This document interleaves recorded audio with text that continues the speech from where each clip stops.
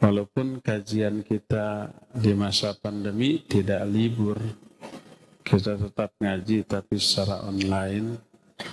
Dan kitab yang dulu kita bahas tentang tauhid di hari Jumat sore ini, yaitu Al-Irsyad ila Sahihil I'tiqad, buah karya dari Syekh Dr. Shalih Al-Fauzan hafizahullah, sudah selesai, sudah tamat di beberapa pekan yang lalu. Karena itulah maka di awal perjumpaan kajian offline kita sekarang, kita membuka kajian kitab baru masih tentang tauhid.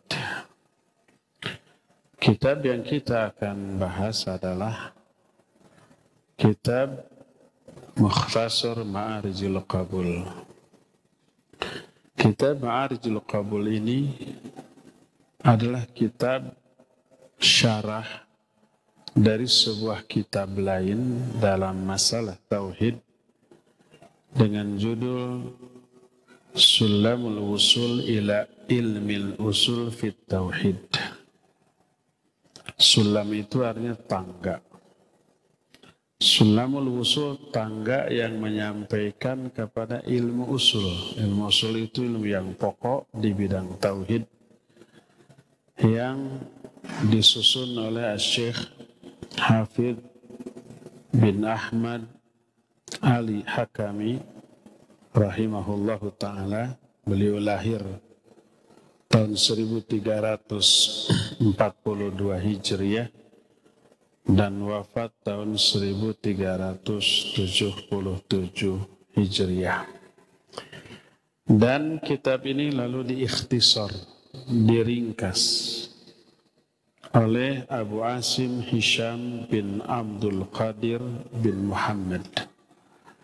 Inilah kitab Mukhtasar Ma'arijul Qabul yang berisi tentang tauhid. Kandungan isi kitab ini intinya tidak beda dengan kitab-kitab tauhid lain yang sudah kita bahas. Dari kitab Fathul Majid syarah kitab tauhid, tidak begitu jauh dengan Al-Qaul Mufid Ta'liq ala kitab tauhid, tidak begitu beda juga dengan Al-Irsyad ila Sahihil I'tiqad. Poin-poin yang dibahasnya banyak kesamaan, cuma istilah dan metodologi pembahasan serta silabus poin pembahasan yang agak berbeda.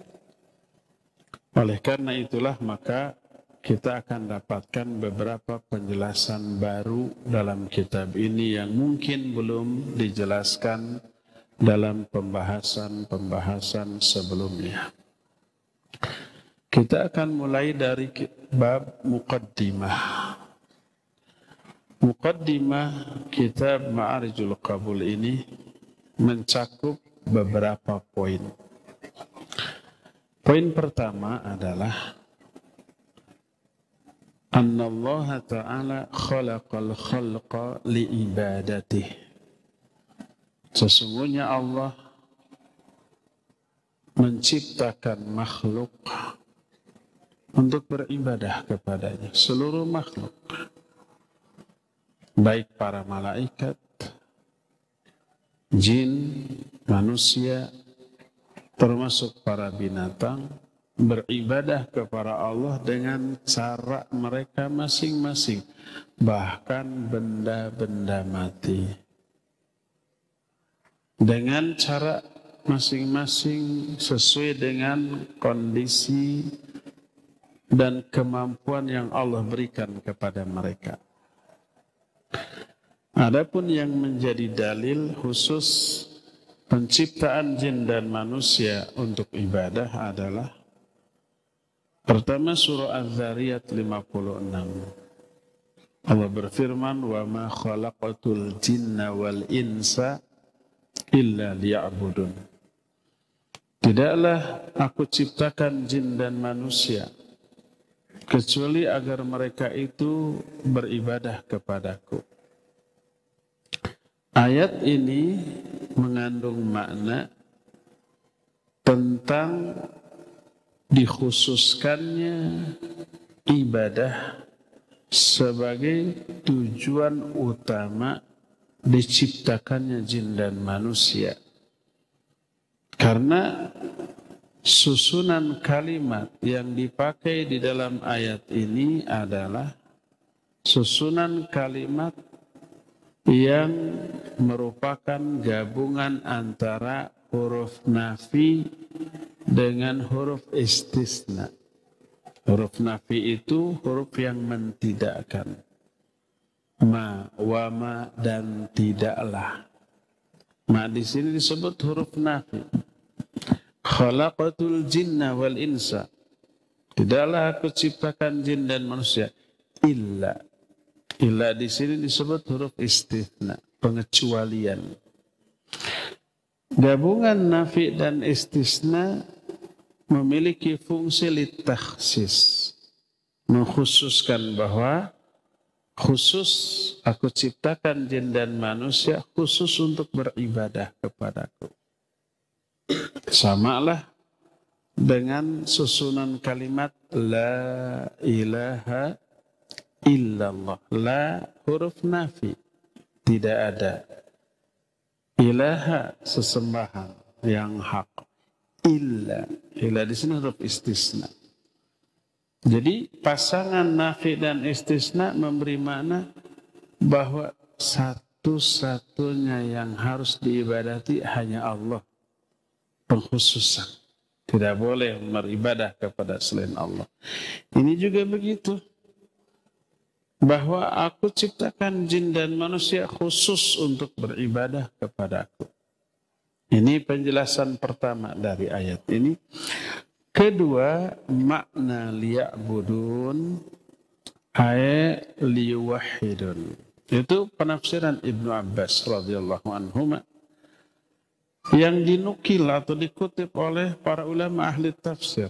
Di antara Imam Ibnu Katsir, Imam Ibnu Jarir At-Tabari, Imam Al-Qurtubi dalam tafsir-tafsir mereka bahwa makna liya'budun ay liyuwahhidun.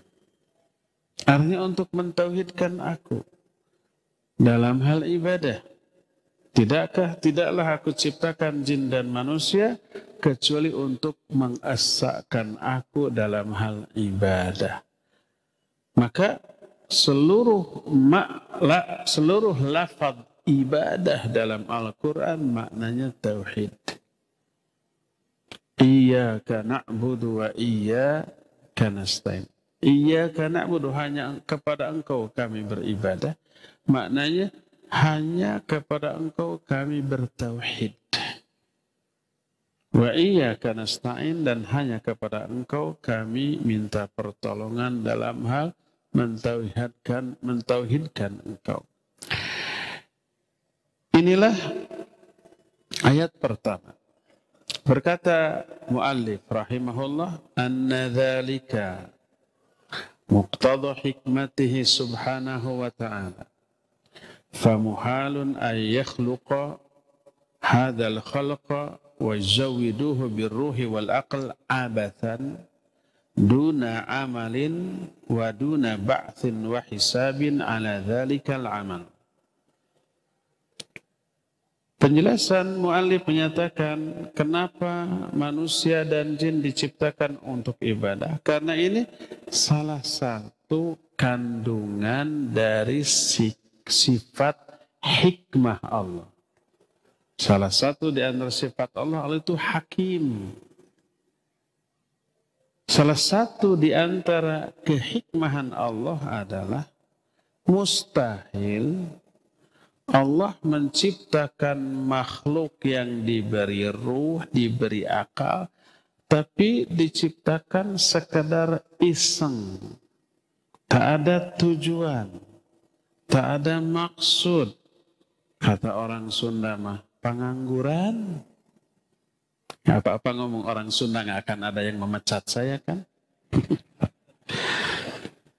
Jadi Nggak mungkin Allah tuh pengangguran, iseng-iseng daripada manyun. Ciptakan saja jin dan manusia. Setelah diciptakan, cul jin. Memang ini nggak ada terjemahannya cul jin. Tapi bisa diterangkan. Cul jin itu diciptakan, udah dibiarkan gitu saja. Semau mereka, mau begini, mau begitu. Dan nanti kalau udah selesai urusan, sudah nggak ada pertanggungjawaban. Itu iseng. Mustahil bagi Allah yang maha hikmah, yang maha hakim, berbuat iseng tanpa tujuan, tanpa maksud. Allah berfirman dalam Al-Quran surah Al-Mu'minun ayat 115, Afahasibtum annama khalaqnakum abatha?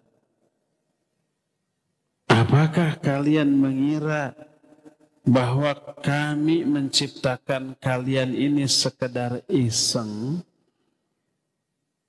Wa annakum ilaina la turja'un, bahwa kalian tidak akan dikembalikan kepada kami? Jadi enggak, Allah enggak mungkin iseng. Jauh. Sifat hikmah Allah menyebabkan Allah tidak mungkin berbuat iseng, termasuk dalam menciptakan jin dan manusia.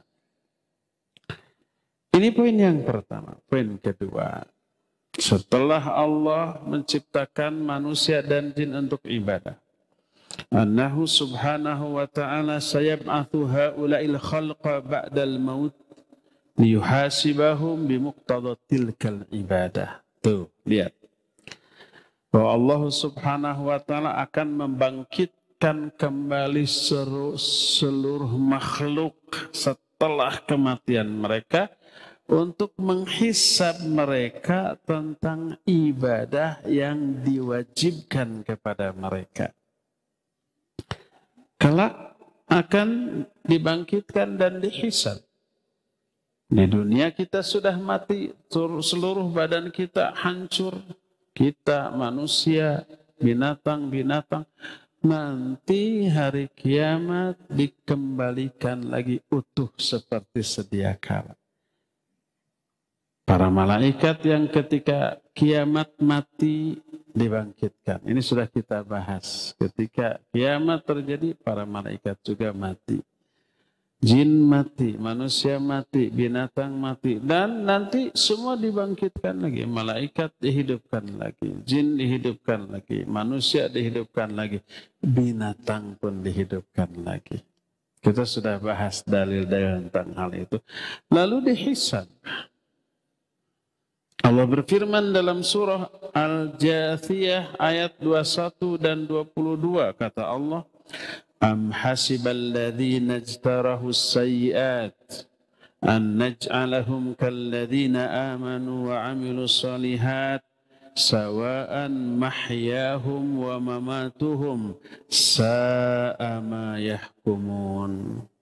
Wa khalaqallahu as-samawati wal arda bil haqq litujza kullu nafsin bima kasabat wa hum la yudhlamun. Kata Allah, apakah orang-orang yang berbuat kejahatan itu mengira bahwa kami akan memperlakukan mereka sama dengan perlakuan kepada orang-orang beriman dan beramal soleh, baik ketika mereka hidup ataupun setelah mereka mati? Sungguh buruk apa yang mereka tetapkan. Jadi orang yang berbuat jahat, zalim, durhaka di dunia, jangan menyangka tidak ada pertanggungjawaban. Kalau begitu sama nanti nasibnya dengan orang-orang beriman. Orang beriman tidak ada hisab, orang durhaka tidak ada hisab, mustahil. Afanaj'alul muslimina kal mujrimin. Ma lakum kaifa tahkumun. Apakah kami akan menjadikan orang-orang yang bertakwa, orang beriman sama dengan orang-orang yang durhaka? Enggak mungkin. Manusia aja ya tidak sama perlakuan kepada orang yang baik kepada orang yang jahat. Yang baik diberi reward, apresiasi, pujian, pengakuan. Yang jahat diberi hukuman. Itu orang baru adil.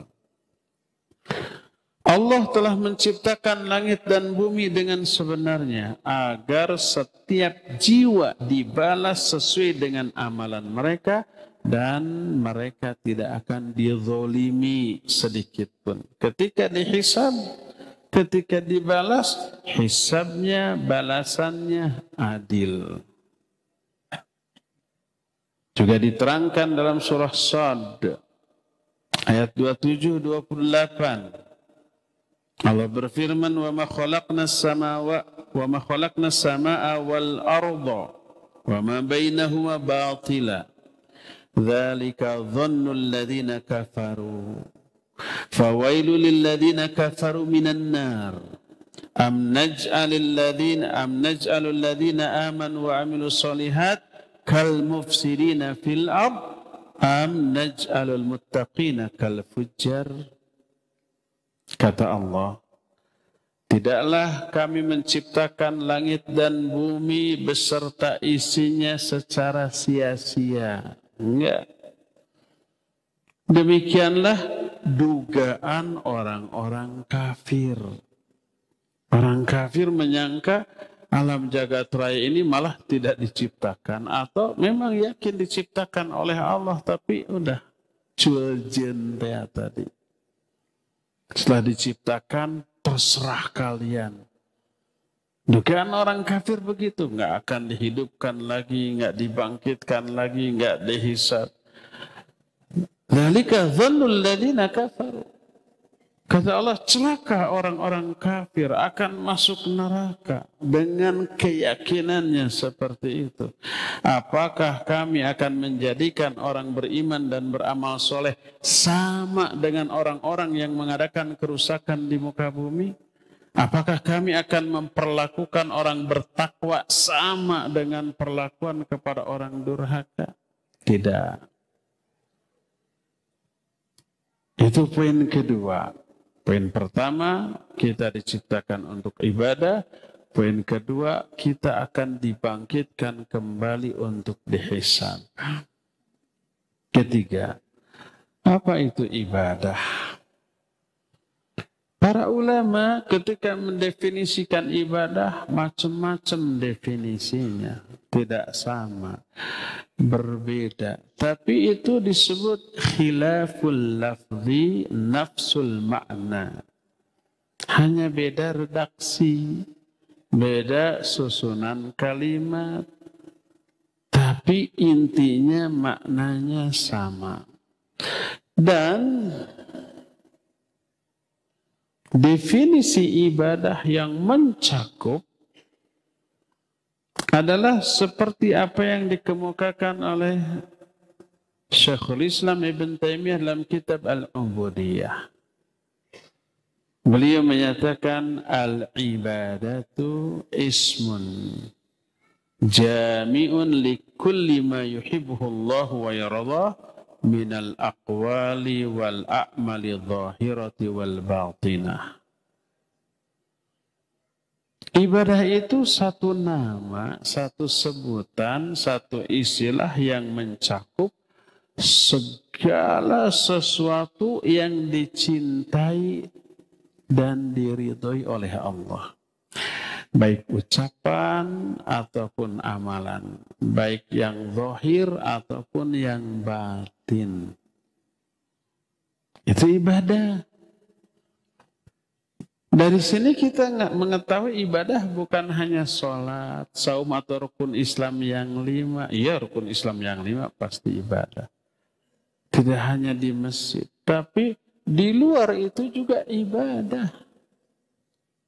Bebersih di halaman masjid atau bahkan di pinggir jalan untuk demi keindahan dan kebersihan kota umpamanya ya. Itu kira-kira dicintai dan diridhoi oleh Allah apa tidak? Iya, itu ibadah. Ketemu orang, senyum, assalamualaikum, dengan mimik muka yang ramah. Itu disukai dan diridhoi oleh Allah? Iya, itu ibadah. Kita husnudzon kepada orang itu batin. Husnudzon, dzon itu batin, orang nggak tahu. Tapi prasangka kita ke orang lain bagus. Allah tahu? Tahu. Allah ridho dan suka? Iya, ridho dan suka. Itu ibadah. Jadi ibadah adalah satu nama, sebutan, istilah untuk segala sesuatu yang dicintai dan diridhoi oleh Allah, baik ucapan, perbuatan, baik zahir ataupun batin. Lalu Imam Ibnu Qayyim rahimahullahu ta'ala menambahkan,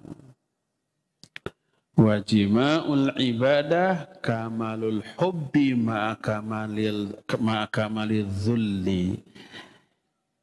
Intinya ibadah itu perpaduan antara kesempurnaan rasa cinta kepada Allah dan kesempurnaan rasa merendah di hadapan Allah, menghinakan diri di hadapan Allah. Berkata Imam Ibnu Qayyim, min haitsu ma'naha wa adaiha hiya ta'atul maqrunatu bi kamil hubbi wa kamil dhulli lillahi ta'ala. Dari aspek makna dan pelaksanaan adalah ibadah itu merupakan ketaatan kepada Allah yang disertai dengan puncak rasa cinta kepada Allah dan puncak rasa menghinakan diri di hadapan Allah. Ada rasa cinta, ada rasa kita rendah, hina di hadapan Allah. Berpadu ketika melakukan ketaatan, itulah ibadah. Itulah poin yang ketiga. Poin yang pertama, manusia diciptakan dan juga jin dan juga malaikat untuk ibadah. Poin yang kedua, akan dibangkitkan dan dihisab. Poin ketiga, barusan ta'rif atau definisi ibadah. Poin keempat, ini yang menjadi judul dari kajian kita yang dibaca dalam BC.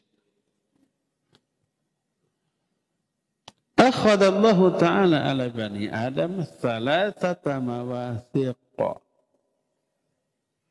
Allah telah mengambil perjanjian dari manusia dengan 3 macam perjanjian tuh.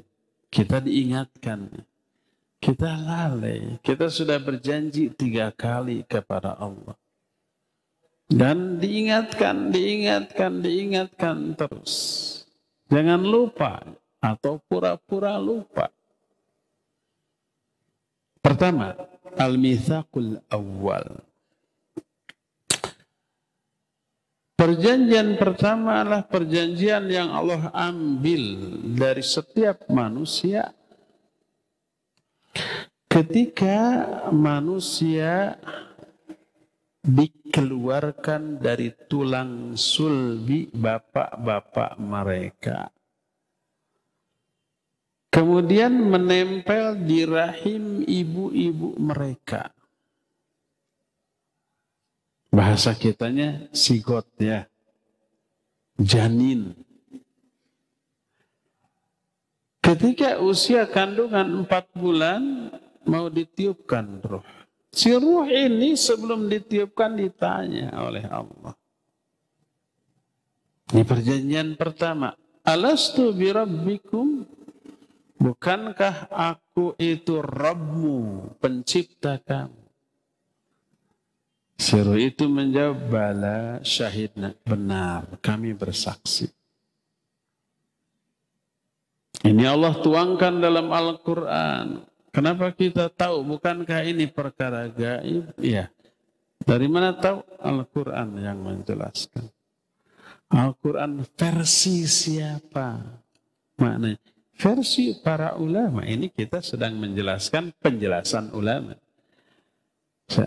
Syekh Ali Al-Hakami dalam kitab Ma'arijul Qabul. Allah berfirman dalam Al-Quran surah Al-A'raf 172.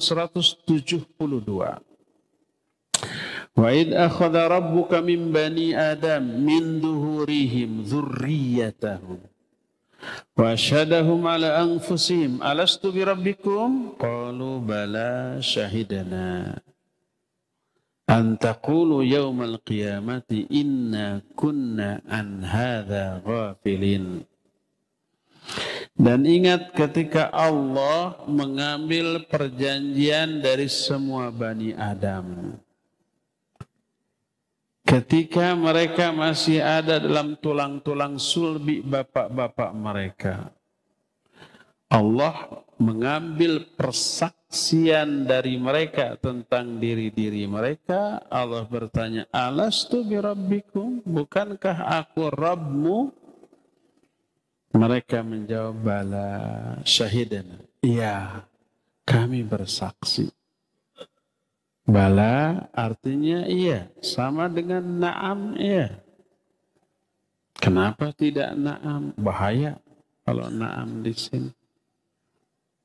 Bala artinya iya, na'am artinya iya. Bedanya kalau na'am jawaban dari pertanyaan positif. Kalau bala jawaban dari pertanyaan negatif. Umpamanya, a'anta muslimun? Apakah kamu seorang muslim? Ini pertanyaan positif kan? Karena tidak mengandung kata-kata tidak atau bukan. Ya. A'anta muslimun? Apakah kamu muslim? Jawabnya, na'am, ana muslim. Kalau pertanyaannya, bukankah Anda seorang muslim? Alasta musliman? Jawabannya jangan na'am. Bala. Ya. Saya muslim. Kalau jawabnya na'am, bukankah Anda seorang muslim? Ya, saya bukan seorang muslim. Kalau jawabannya na'am, begitu tuh. Makanya ketika Allah bertanya, alastu birabbikum? Qalu bala. Kata Ibnu Abbas radhiyallahu anhuma ketika menerangkan ayat ini, lau qalu na'am lakafaru. Seandainya mereka menjawab na'am, kafirlah mereka. Karena mana alastu birabbikum, bukankah aku Rabbmu? Jawabnya na'am. Ya, kamu bukan Rabbku. Bisa begitu maknanya. Kufur. Dalam bahasa Indonesia mah tidak ada bala sumuhun we. Anjeun teh muslim sumuhun. Anjeun teh sanes muslim? Jawabannya sanes. Sumuhun nabi muslim gitu kan, anger gitu. Kan we bahasa Sunda oge. Kita bukan pejabat ieu. Malah anu protes meureun. Jadi ini Allah mengingatkan. Kata Allah, kenapa Allah ingatkan ini? Kata Allah Azza wa Jalla, an taqulu yaumal qiyamati inna kunna an hadza ghafilin. Jangan sampai pada hari kiamat nanti kamu berkata, kami lupa tentang hal ini. Kenapa lupa? Karena memang masih dijanin. Kita nggak ingat kan? Siapa yang diingat? Ya, saya masih ingat dulu. Sebelum saya masuk ke janin, saya ditanya oleh Allah. Ada yang begitu? Enggak. Tapi itu sudah terjadi. Di saat kita tidak tahu, tidak ingat. Dan Allah Azza wa Jalla ingatkan ini. Betapa banyaknya orang yang tidak jadi lahir ke alam dunia. Salah satunya penjelasan para ulama, seandainya si ruh ketika ditanya, kamu alastu birabbikum? Kamu bukankah aku Rabbmu? Kalau dijawab bukan, maka tidak jadi dimasukkannya. Cancel, datang yang lain. Kita yang hidup ini sudah pernah bersaksi loh. Alastu birabbikum. Inilah Yang pertama. Ini yang pertama. Yang kedua, al-mitsaqu ats-tsani. Mitsaq atau perjanjian kedua ini disebut mitsaqul fitrah. Perjanjian fitrah. Allah Azza wa Jalla telah menciptakan manusia dalam keadaan mereka itu sudah bersaksi di perjanjian pertama. Karena itulah ketika lahir, seluruh manusia yang lahirnya di atas fitrah, di atas Islam karena sudah berjanji, sudah mengakui Allah sebagai Rabb bagi dirinya. Maka semua manusia yang lahirnya di atas fitrah itu, di atas Islam. Di atas agama yang lurus. Allah berfirman dalam Al-Quran, dalam surah Ar-Rum ayat 30. Kata Allah, fa'aqim wajhaka lid-dini hanifa. Fitratallahi allati fataran nasa 'alaiha la tabdila li khalqillah. Hadapkan wajahmu kepada agama yang lurus ini. Bukan agama yang lurus. Terjemahannya tidak begitu. Hanifan ini hal. Bukan sifat dari ad-din. Hadapkan wajahmu secara lurus kepada agama ini. Agama Islam. Itulah fitrah Allah. Agama Islam ini itulah fitrah Allah yang seluruh manusia. Ini seluruh manusia. Termasuk manusia yang orang tuanya kafir. Seluruh manusia diciptakan di atas fitrah itu. Tidak ada perubahan dalam ciptaan Allah. Jadi manusia diciptakan di atas fitrah, di atas agama Islam. Walaupun orang tuanya kafir, anaknya Islam. Lahir aja. Penjelasan hadis diterima dari Abu Hurairah radhiyallahu an. Berkata Rasul sallallahu alaihi wasallam, "Kullu mauludin yuladu 'alal fitrah." Setiap anak yang lahir, mereka lahir di atas fitrah. Fitrah ini agama Islam. Dalam riwayat lain, yuladu 'ala hadhil millah. Itu masih riwayat Bukhari dan Muslim. Tidak ada bayi yang lahir kecuali lahir di atas agama ini, agama Islam. Fa'abawahu yuhawwidanihi aw yunassiranihi aw yumajjisanihi. Kedua orang tuanya lah yang menjadikan anaknya menjadi Yahudi, Nasrani atau Majusi. Jadi kalau orang tuanya Yahudi atau Nasrani, anaknya lahir Islam. Oleh karena itulah Abu Hurairah radhiyallahu an yang meriwayatkan hadis ini, ketika menyampaikan ini kepada murid-muridnya, dia berkata, "Atadruna mal fitrah?" Tahu nggak kalian apakah fitrah yang dimaksud dalam hadis ini? Ma min mauludin illa yuladu 'alal fitrah. Tidak ada bayi yang lahir kecuali lahir di atas fitrah. Lalu dia menjelaskan al-fitratu huwal Islam. Fitrah yang dimaksud di sini Islam. Lalu membacakan surah Ar-Rum ayat 30 tadi, fa'aqim wajhaka lid-dini hanifa fitratallahi allati fataran nasa 'alaiha. Hadapkan wajahmu kepada agama ini dengan lurus. Itulah fitrah Allah yang Allah telah menciptakan seluruh manusia di atas fitrah itu. Oleh karena itu, ketika anak lahir, lalu sesuai dengan usia perkembangan mereka, tumbuh membesar, kita langsung ajari tata cara sholat, tata cara baca Al-Quran, ibadah dan yang lainnya. Sudah muslim, nggak perlu disyahadatkan lagi. 7 tahun sudah diperintahkan sholat. Murru auladakum idza balagha sab'a sinin. Perintahkan anakmu untuk sholat ketika usia 7 tahun. Itu perintah, bukan ngajar. Ngajarnya jauh sebelum itu. Tapi perintah saklek to the point, kamu sholat. Itu 7 tahun. Bukan awal ngajar. Jangan sampai salah memahami hadis ini. Kata si ibu, "Pak, bawa anak ke masjid biar belajar sholat." Belum 7 tahun. Kata Nabi juga nanti 7 tahun. Salah. Ngajarnya jauh sebelum itu. Ngajar sholatnya. Sesuai dengan kadar kemampuan daya tangkap si anak. Tidak dipaksa menghafalkan bacaan dulu ketika 3 tahun, 4 tahun, 5 tahun. Enggak. Sehingga Imam Sufyan Ats-Tsauri rahimahullah ditanya, kapan mulai mengajarkan anak sholat?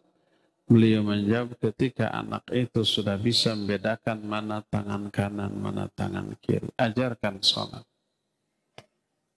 Bisa diajak dulu gitu biar lihat. Itu ngajar itu. Dia tuh turut munding. Bahasa Sunda dewa itu. Turut munding itu ikut-ikutan. Mau tahu nggak, mau nggak. Alasannya, tujuannya pokoknya diikuti. Ya, dari yang benar. Ketika kita ruku, manehna mendahului sujud. Ketika kita sujud, ngadapang. Gak apa-apa, biarkan. Jadi ada perintah sholat 7 tahun, perintah pukul. Kalau 10 tahun masih belum mau sholat. Tapi nggak ada perintah syahadat. Kan anakmu ketika balik. Enggak. Karena sudah Islam. Syahadat ini rukun Islam pertama untuk siapa? Untuk yang tadinya di luar Islam mau masuk Islam, ya wajib syahadat. Anak orang kafir yang ketika gede dimurtadkan kembali oleh orang tuanya, dibaptis, nanti mau masuk Islam, ya syahadat. Tapi kalau ada bayi orang kafir begitu lahir dititipkan ke keluarga muslim, diurus oleh keluarga muslim, diajari sholat, diajari baca Quran, sudah nggak perlu syahadat. Karena memang dia lahir di atas fitrah, di atas Islam ini. Penjelasan ayat dan hadis serta para ulama tentang ini membantah kelompok orang-orang yang mewajibkan syahadat. Kan ada kelompok syahadat lainnya.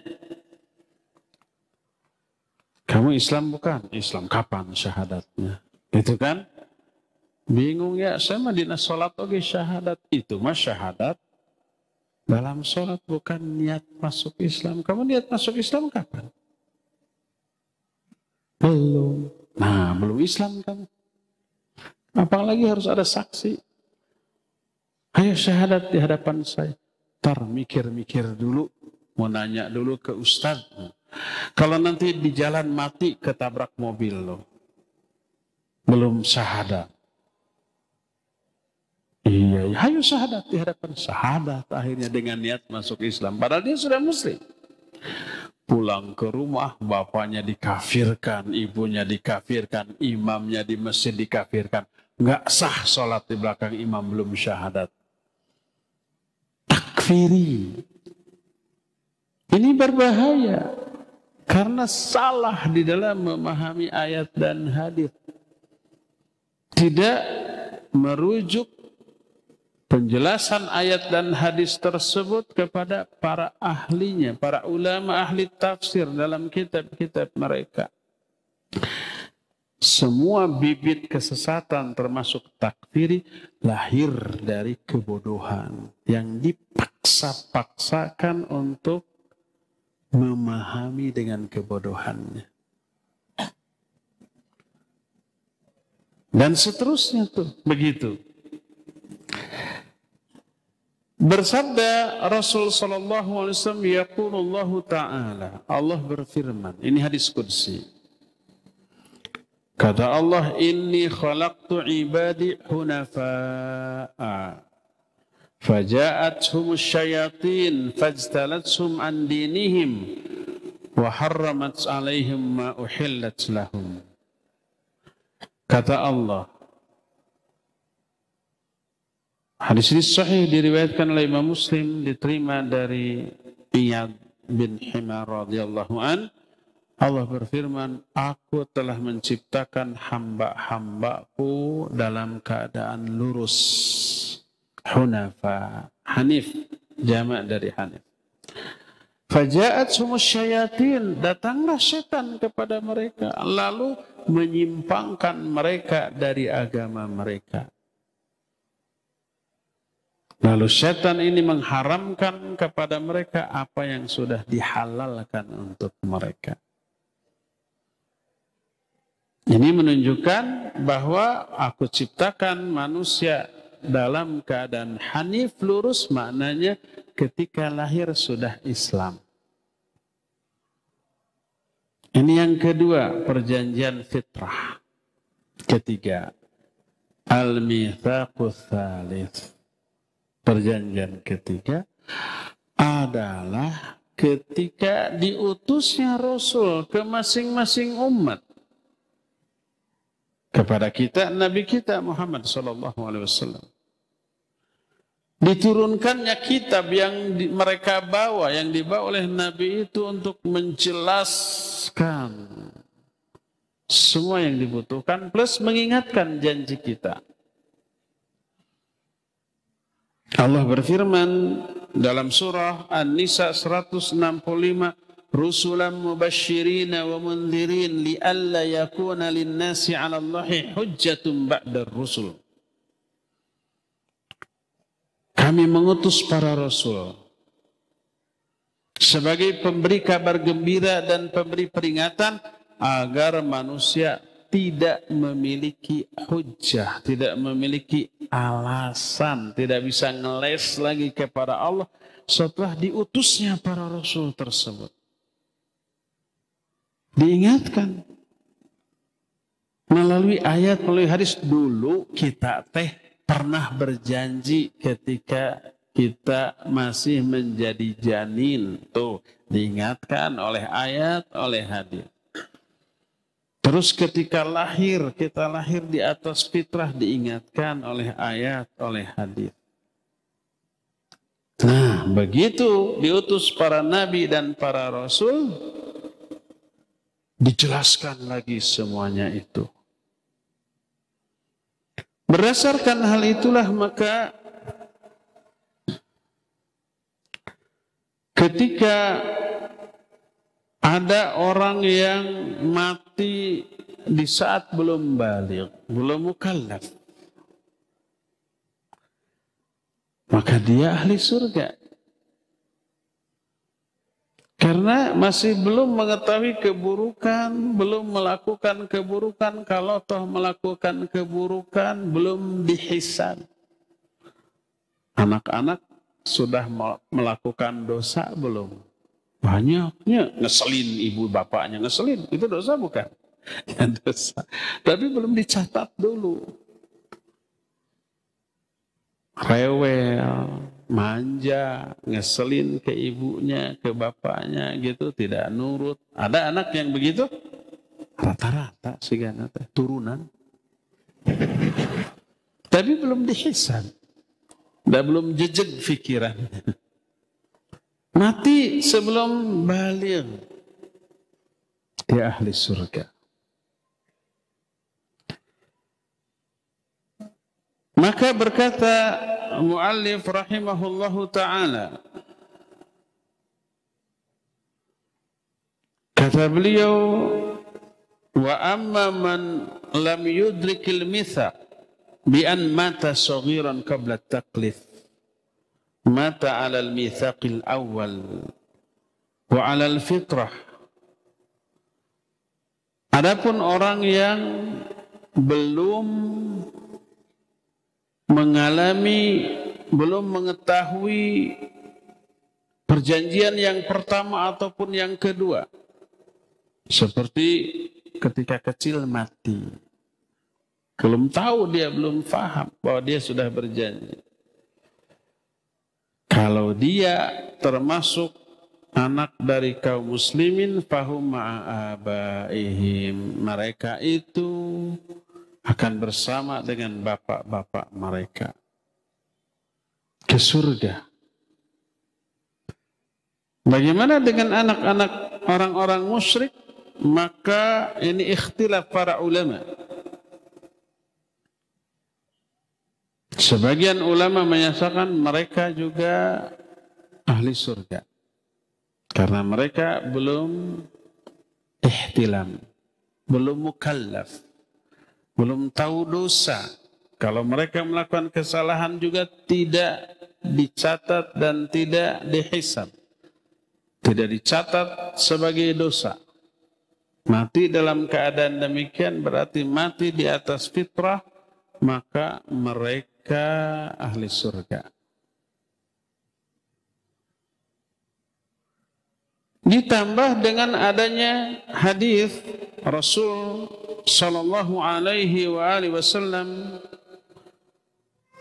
ketika beliau Isra dan Mi'raj naik ke langit, di langit tertentu melihat ada orang tua yang sedang mengasuh beberapa anak. Diterangkan oleh Jibril, huwa Ibrahim. Wal aulad haulahu, adapun anak-anak yang ada di sekitarnya, hum auladul muslimin. Mereka adalah anak-anak orang muslim yang mati ketika kecil. Berada di salah satu di antara taman-taman surga. Maka bertanyalah para sahabat, wa auladul musyrikina ya Rasulullah, bagaimana dengan anak-anak orang musyrik ya Rasulullah?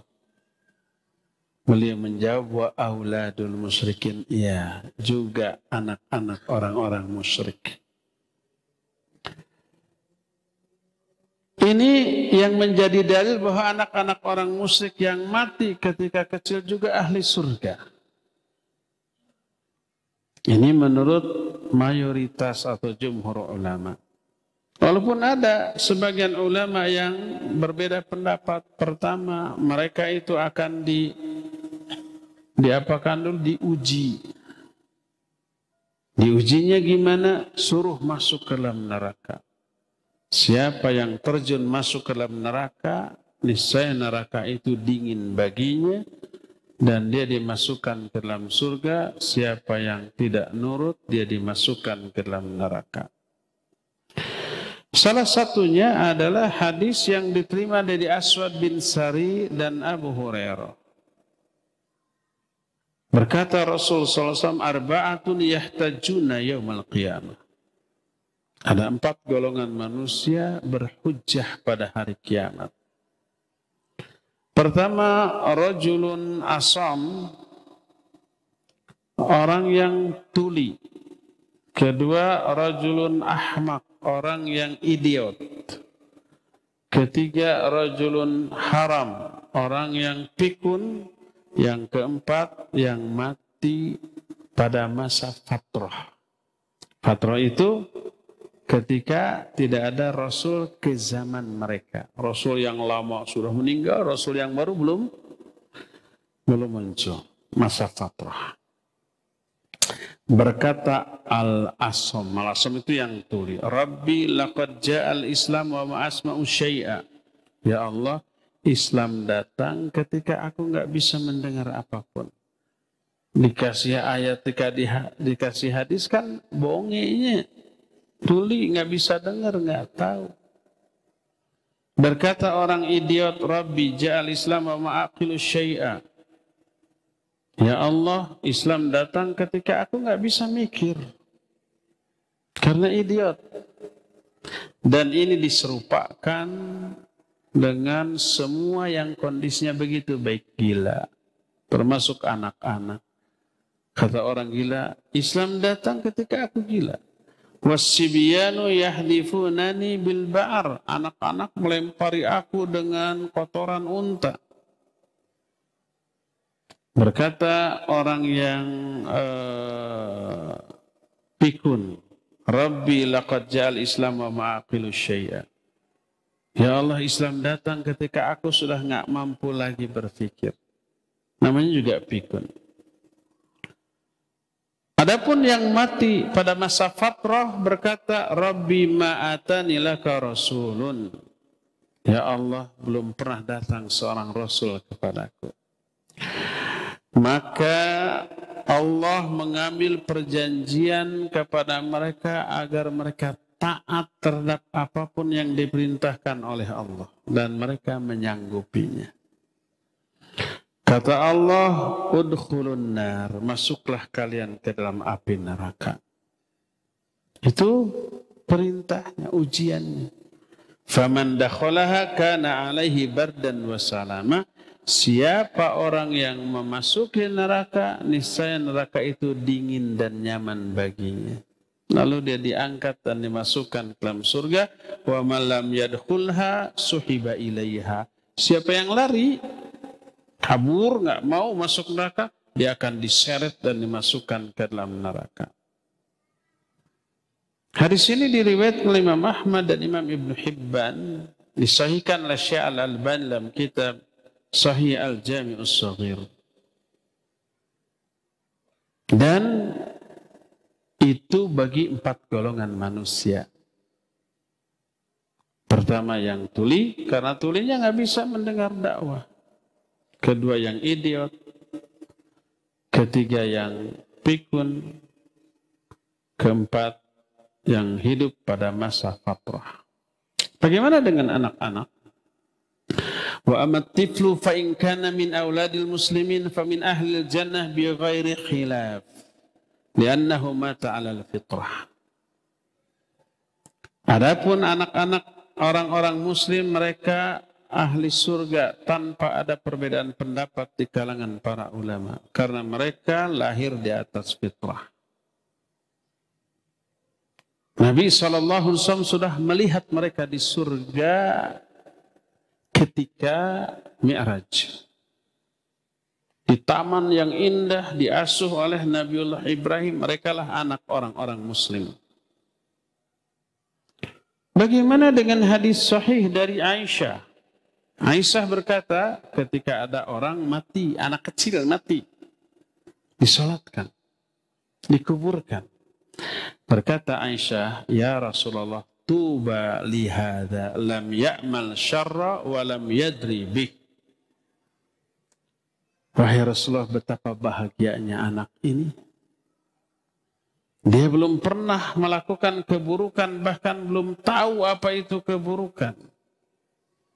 Dibantah oleh Nabi SAW. Kata beliau, "Au ghairu dzalika ya Aisyah, inna Allah khalaqal jannah wa khalaqa laha ahlan wa khalaqa lahum wa hum fi aslabi abaihim wa khalaqan nar wa khalaqa laha ahlan wa khalaqaha lahum wa hum fi aslabi abaihim." Tidak begitu, hai Aisyah. Sesungguhnya Allah telah menciptakan surga dan telah menciptakan calon-calon penghuninya.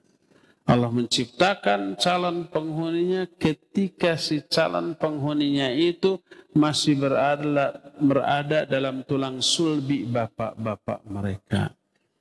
Allah juga telah menciptakan neraka dan telah menciptakan calon-calon ahli neraka ketika mereka masih ada dalam tulang sulbi bapak-bapak mereka. Dan hadis ini sahih diriwayatkan oleh Imam Muslim yang memberi makna anak kecil belum tentu masuk surga. Apakah betul demikian? Tidak. Diterangkan oleh Imam An-Nawawi rahimahullah dalam kitab Syarah Sahih Muslim. Kata Imam An-Nawawi, ajma'a may yu'tadda bihi min ulama'il muslimin annahu man mata min atfal muslimin fahuwa min ahli jannah li'annahu laysa mukallafa.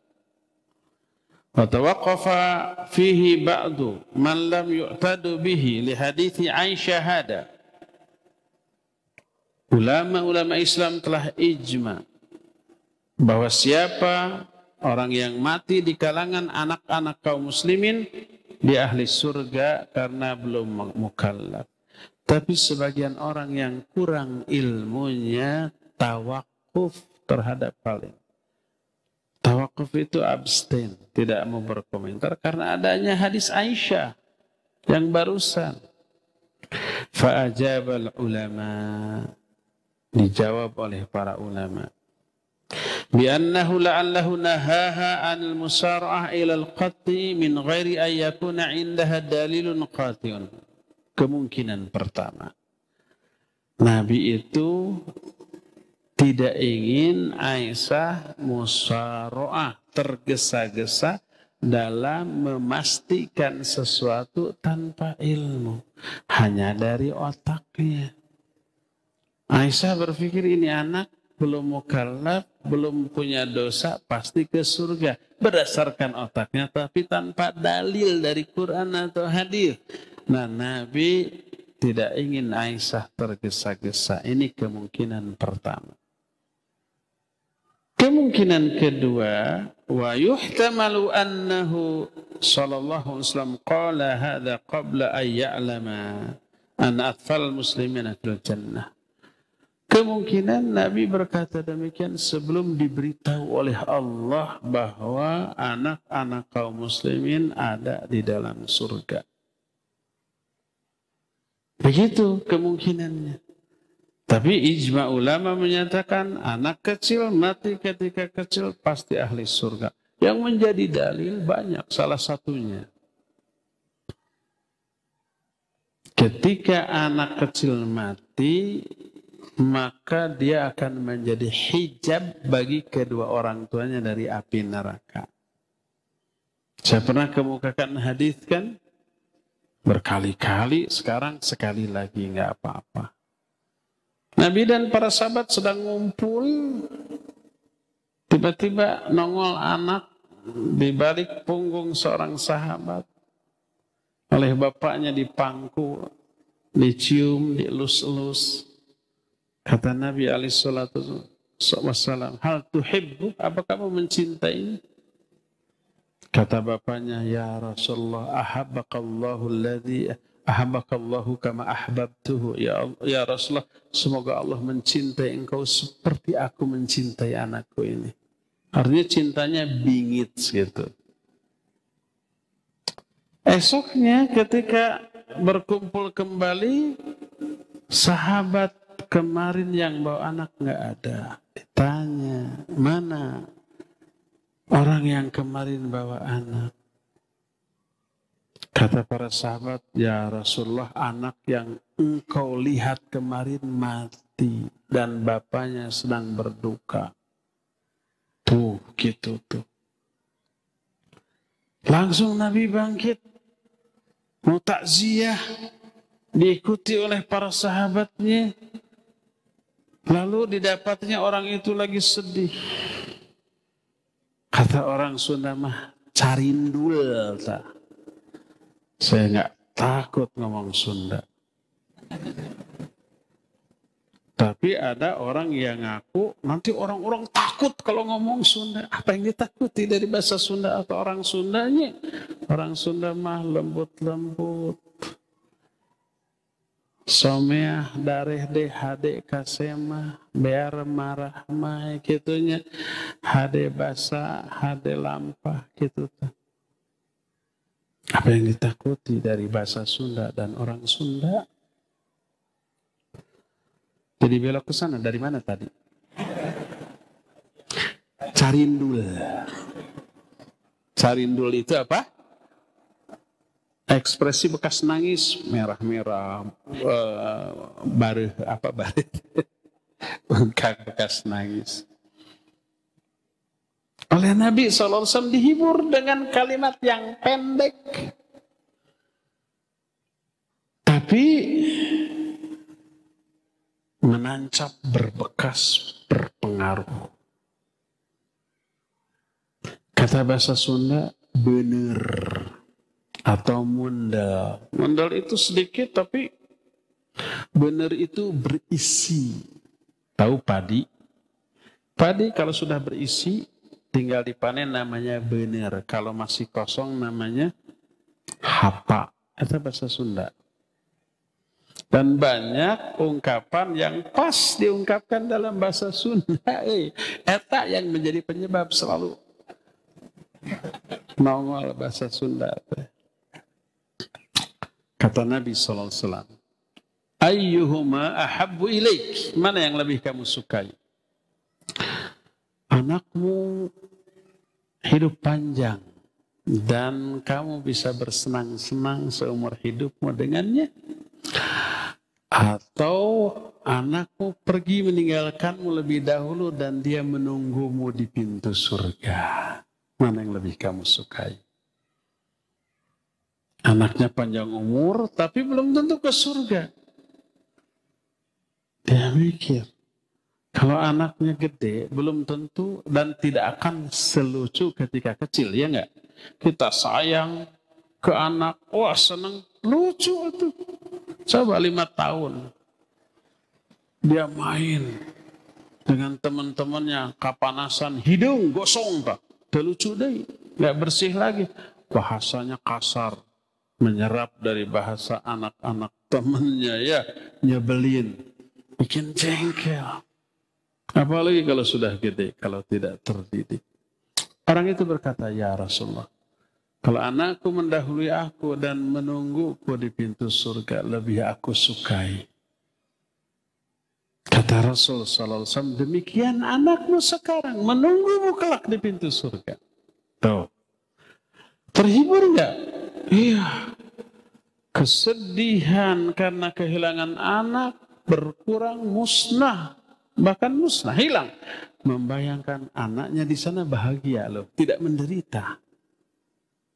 Apalagi kita tahu di alam kubur, anak-anak yang mati ketika kecil itu berada di taman surga, diasuh oleh Ibrahim alaihissalatu wassalam. Bahagia. Lalu apa yang disedihkan? Apalagi anak itu akan menuntun orang tuanya ke dalam surga. Para sahabat yang mendengar itu berkata, ya Rasulullah, hal hadza khasun lahu aw likullina? Wahai Rasulullah, apakah ini khusus untuk dia atau berlaku untuk kita semua? Beliau menjawab, bal likullikum, ini berlaku untuk semua kalian. Setiap orang yang punya anak, ketika lucu-lucunya, kata orang Sunda mah, kerja di kembang buruan, maka mati, sedihnya luar biasa. Itu akan menjadi pertama penghalang bagi orang tuanya dari api neraka, yang kedua akan menuntun orang tuanya ke surga.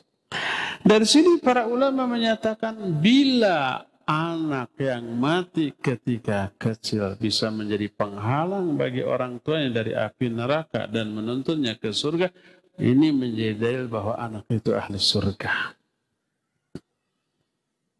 Oleh karena itulah maka ijma' ulama menyatakan anak yang mati ketika kecil dari kalangan kaum muslimin langsung ahli surga. Adapun anak orang-orang musyrik, para ulama ikhtilaf sampai 8 pendapat. Diterangkan oleh Imam Ibnu Qayyim rahimahullahu ta'ala ke-8 pendapat ini. Saking panjangnya nggak mungkin saya jelaskan. Tapi intinya, kesimpulannya, dari semua 8 pendapat yang dikemukakan, pendapat yang terkuat tentang anak orang-orang musyrik, mereka juga ahli surga. Berdasarkan beberapa nas yang sahih tentang hal itu, dan berdasarkan kenyataan bahwa anak orang musyrik mati di atas fitrah, belum mengetahui dosa, belum dicatat seluruh amal-amalnya, sehingga mereka itu menjadi ahli surga.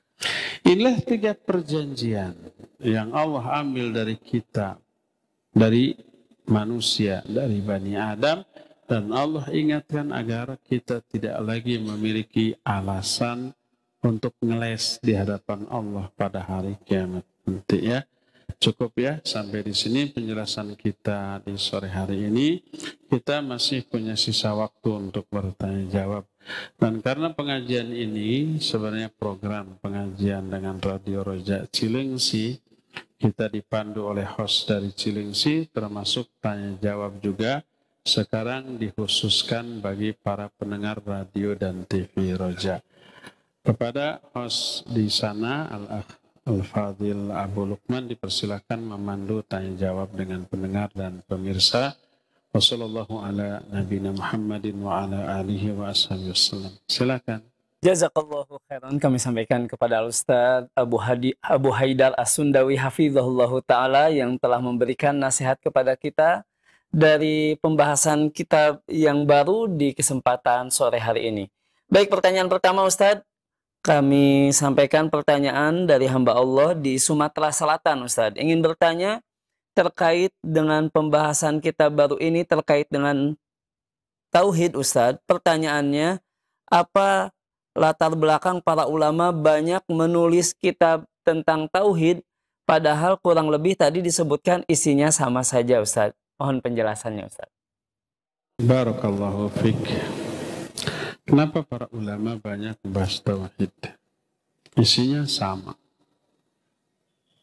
Sama juga ada pertanyaan, kenapa para ustadz di radio, ustadznya beda, tapi banyak membahas tauhid dari beberapa kitab yang berbeda. Pertamanya,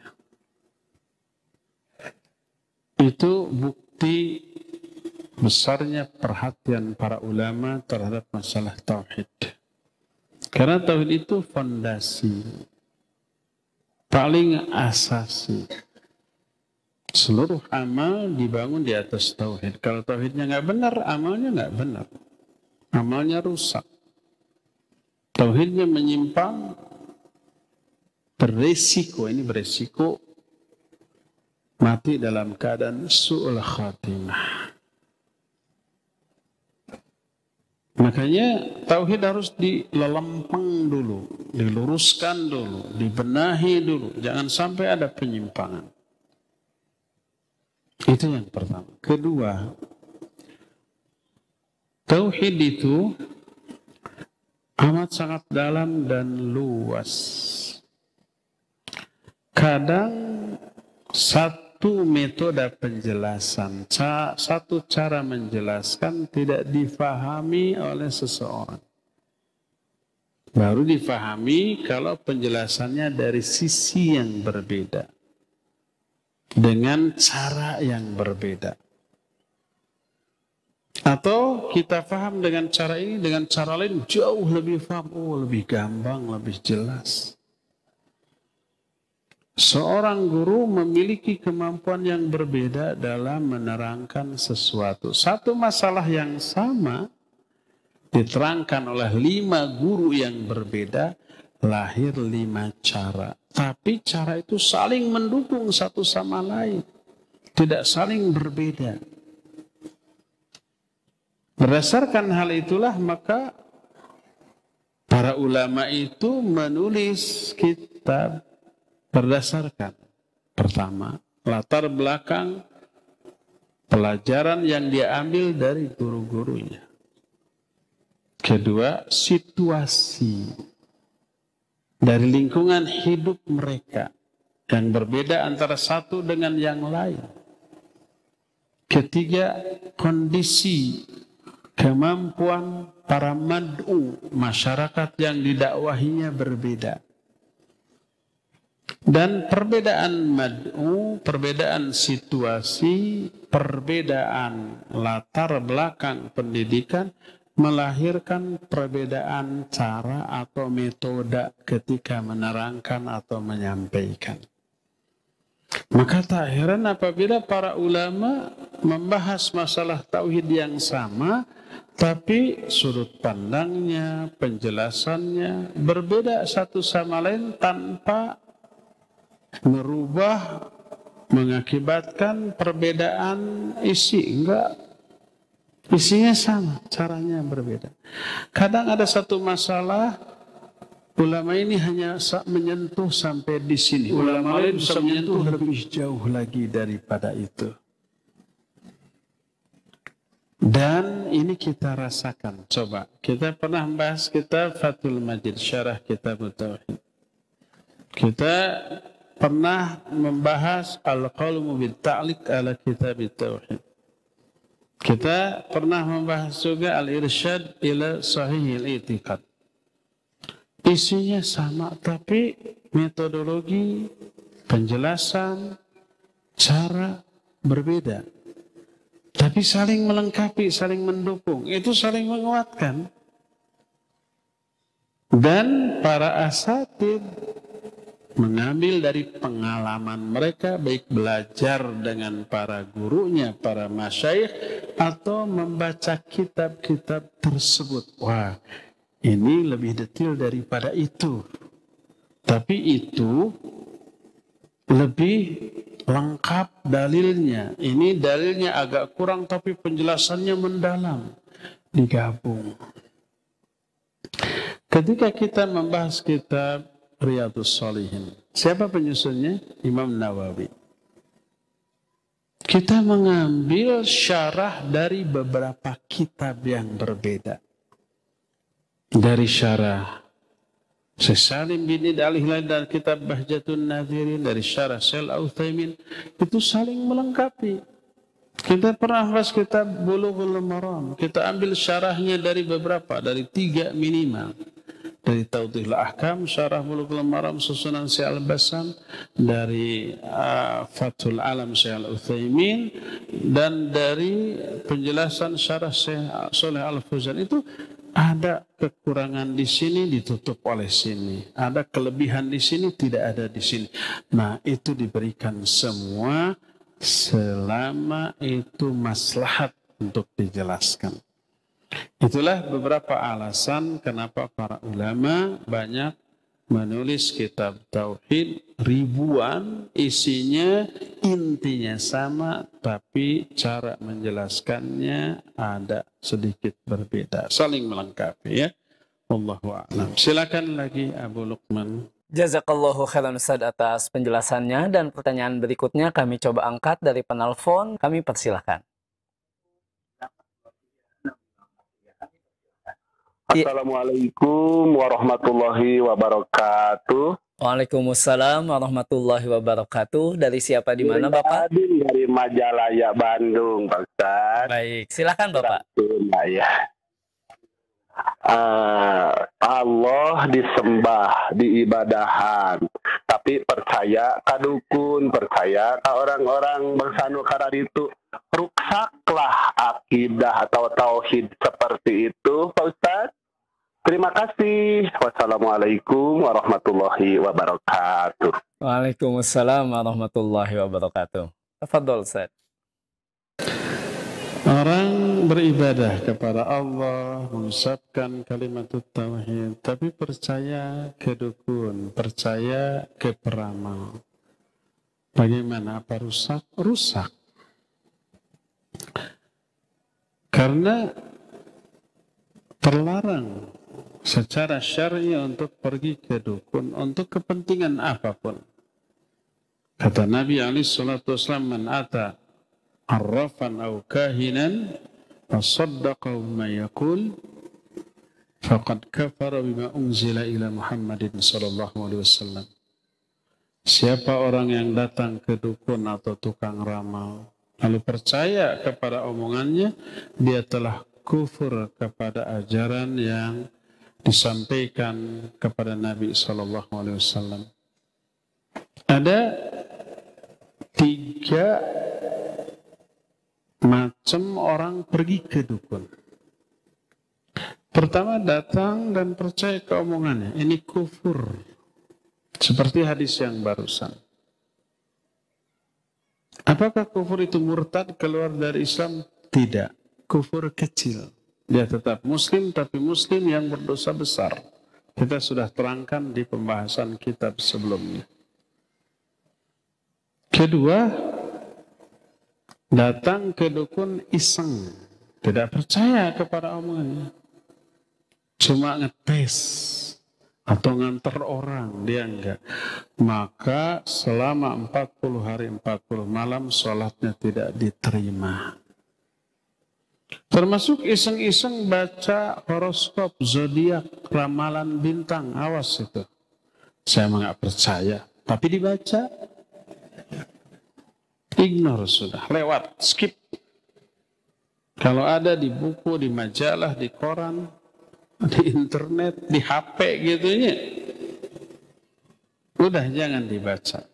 Salatnya tidak akan diterima 40 hari 40 malam. Itu kedua jenis mendatangi dukun yang barusan haram. Ketiga ini yang bagus. Mendatangi dukun untuk mendakwahinya. Memberi nasihat pada dukun. Itu syirik loh. Menyesatkan orang, berhenti. Kalau berani. Tapi harus siap segala macam jurus siap. Terutama akidah, tauhid. Bisa diserang dadak.